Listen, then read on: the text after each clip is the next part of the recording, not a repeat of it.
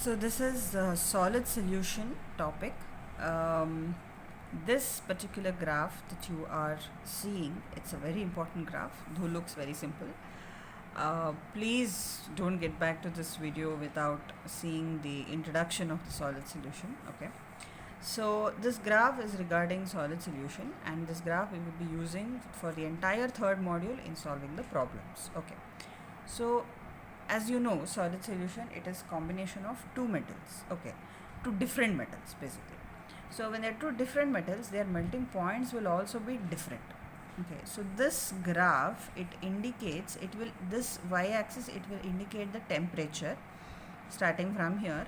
So it will have the temperature till the melting points of the both metals. Okay, so you should be indicating here that, and composition, the complete composition of how much percentage of both the metals have been taken. So that will be represented on x-axis.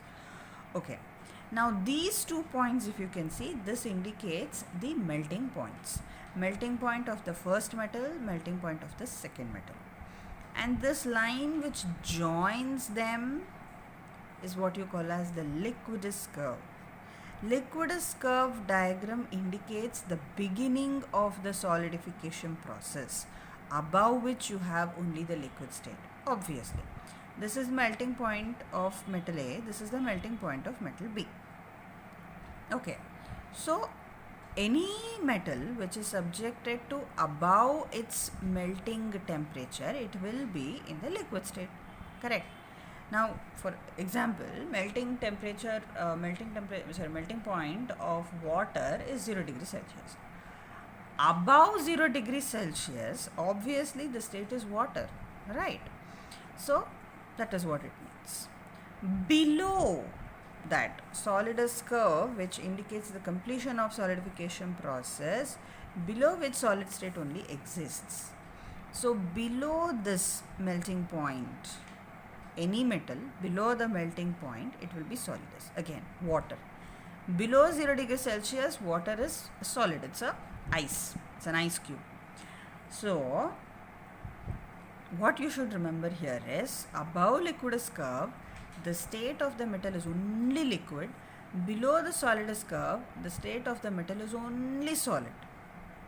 Okay, whatever the material be, it will be only this.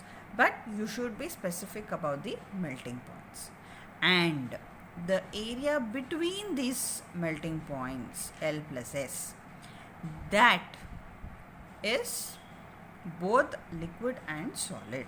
They exist both in liquid and solid.